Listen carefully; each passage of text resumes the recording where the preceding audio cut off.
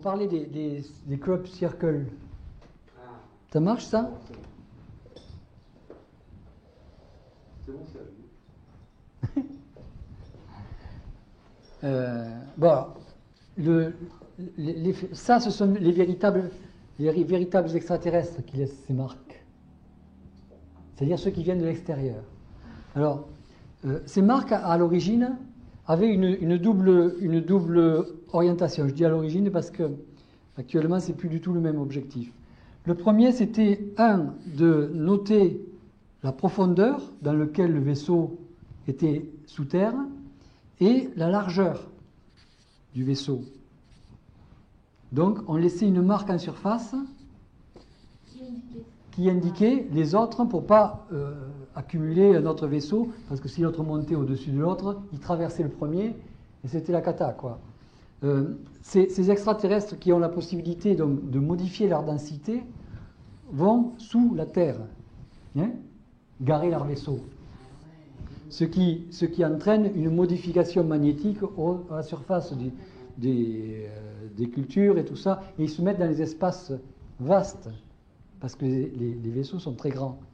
Vous avez les gareurs, ceux qui garent les vaisseaux, qui sont des petites lumières condensées, qui permettent de garer la circonférence et de voir s'il n'y a rien, de vérifier s'il n'y a pas un autre vaisseau qui est mis en place. Parce que le fait de densifier il fait le clown. Le fait de densifier cette zone-là fait que la lumière ne vient pas frapper, donc elle ne peut pas être réfléchie. Elle est absorbée. Ce sont, si vous voulez, des trous blancs. On connaît le trou noir qui absorbe la lumière, mais là, ce sont des trous blancs, c'est-à-dire que la lumière est absorbée, mais elle n'est pas renvoyée. Ok? Bon. Donc ça, c'était la première cause des crop circles. L'autre, c'était d'amener les individus à la lecture, à l'écriture et à la communication écrite.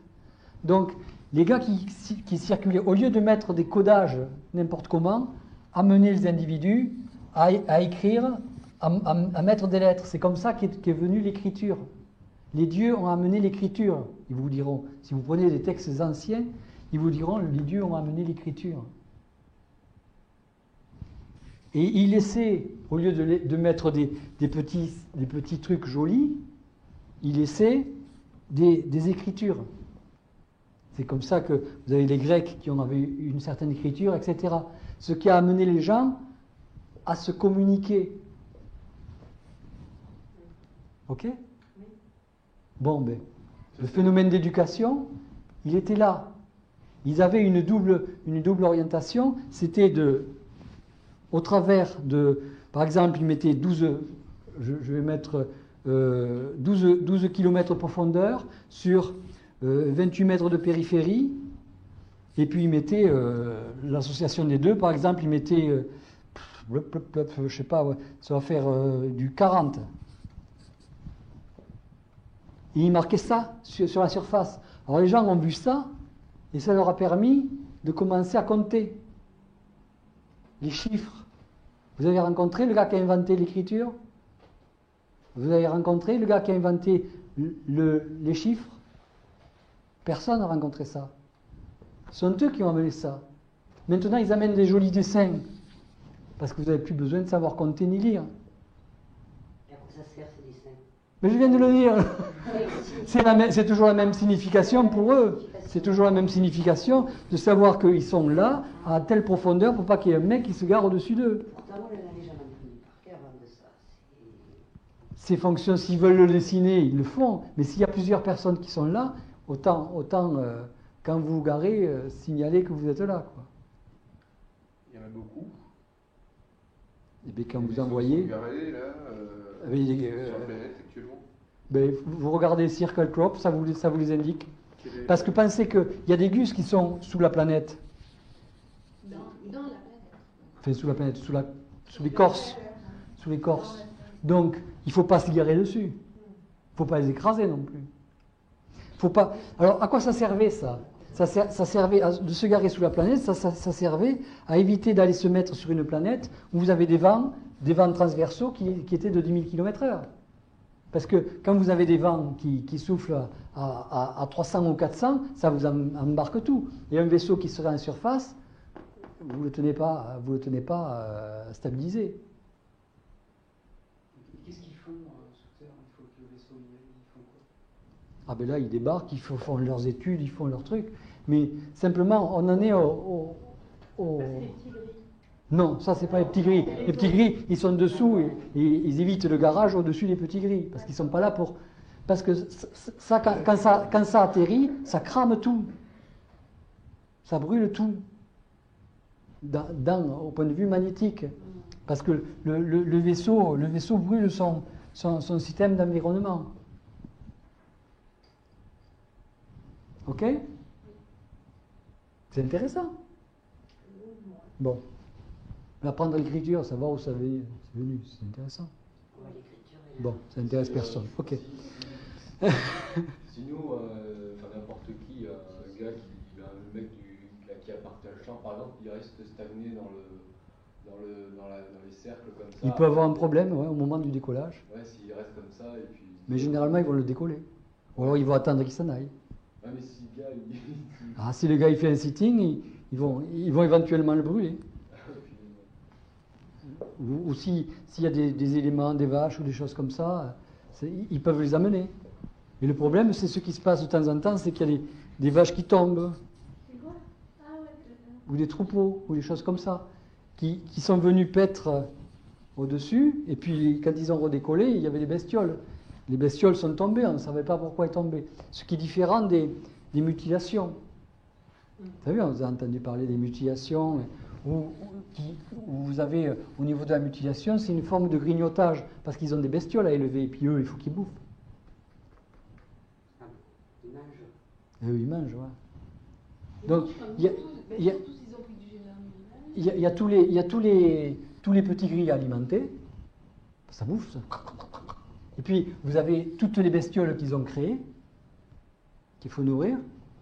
Donc, ils amènent des vaches et ils font bouffer, puis à dégager. Ça vous donne des idées. Il faut alimenter ces gens-là aussi, ces extraterrestres, enfin ces intraterrestres. Les crops circles. Donc, il ne vaut mieux pas avoir des troupeaux. Ouais. Est-ce qu'ils ont chacun la race d'extraterrestres à son écriture? Ah, je ne sais pas. À ses coins de son marquage sur la... À sa spécificité, ouais. On est visité par combien de races d'extraterrestres différentes? Ah, je ne sais pas, ça c'est une bonne idée, ça, tiens. Un bon millier, ils disent.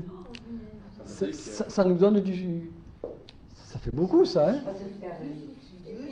que ça peut nous servir à... Mais disons, ça a été tiré sur plusieurs centaines d'années. C'est pas en une journée où vous avez... Les agriculteurs. En quoi ça les intéresse? C'est-à-dire, l'évolution humaine, on sent bien qu'il y a quelque chose de très particulier là-dedans. Et qu'est-ce qu'ils viennent rechercher à travers notre étude? Ils disent que c'est la cohésion qu'ils viennent rechercher à travers notre étude. La cohésion de quoi?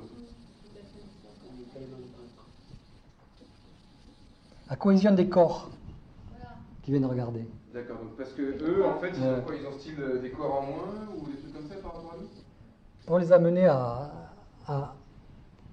étudier ça, comment dire, quand on parlait de la fleur à qui on a mis une vibration, un corps vital, donc ils regardent la cohésion de la matière avec le corps vital. Comment on a amené la vie à partir du corps vital? Quelle est la nature du corps vital? Quelle est la nature de la matière qui supporte le corps vital? Pourquoi ça supporte le corps? Il y a 10 milliards de questions rien que là-dessus. Mais eux, enfin, au moins les extraterrestres qui sont matériels, ceux qui ont une densité variable, ouais. Ils sont déjà dans la matière. Donc, en fait, ils fonctionnent sur un système qui est totalement différent. Ils n'ont pas de corps vital, pas de corps émotionnel, pas de corps machin. Enfin, c'est quoi le truc? Quel est l'intérêt pour eux?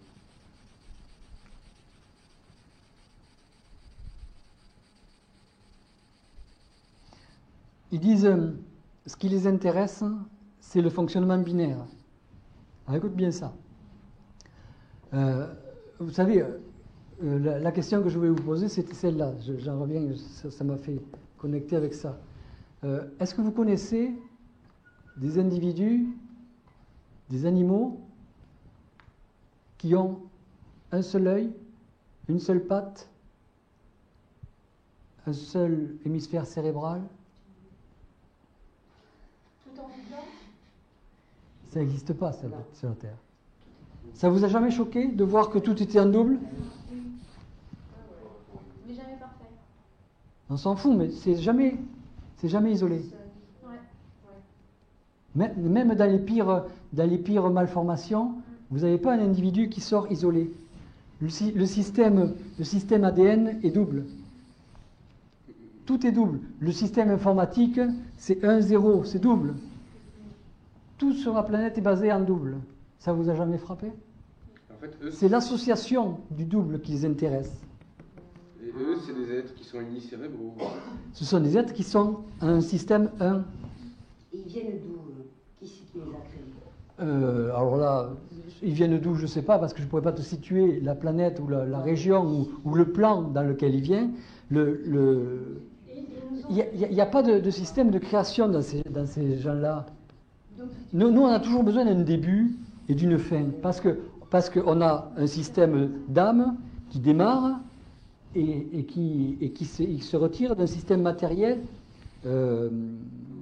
passager. Borné dans le temps. Borné dans le temps. Bon. Mais si tu regardes bien, l'âme, elle est toujours présente, et l'esprit a toujours été immortel et incréé. Ok? Bon. Petit à petit, plus on descend, et plus le système de fin crée la peur. Parce que c'est un système de karma qui, au fur et à mesure qu'on s'approche du karma, de la fin du karma, on a un système de libération, mais un système de peur. Ok? Bon. Donc, on est en train de raisonner sur un système de double, c'est-à-dire âme, corps, physique. Ok? Maintenant, on est en train de raisonner sur un système esprit, âme, corps. Un système unitaire.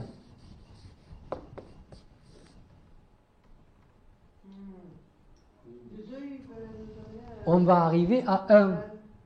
Un, c'est l'évolution. Et deux, c'est l'involution. Et deux, c'est pas encore l'évolution. Et eux, ils sont C'est bien alors. la phase Quand- préparatoire. Quand on est deux, c'est pour en fabriquer un. Vous voyez ce que je veux dire? Le début de la création est toujours par deux. Mais au début, l'âme était double. On en vient au début de la création, ça veut dire bien longtemps. On était double, ce qui signifie que quand on a été séparés au niveau de nos chakras.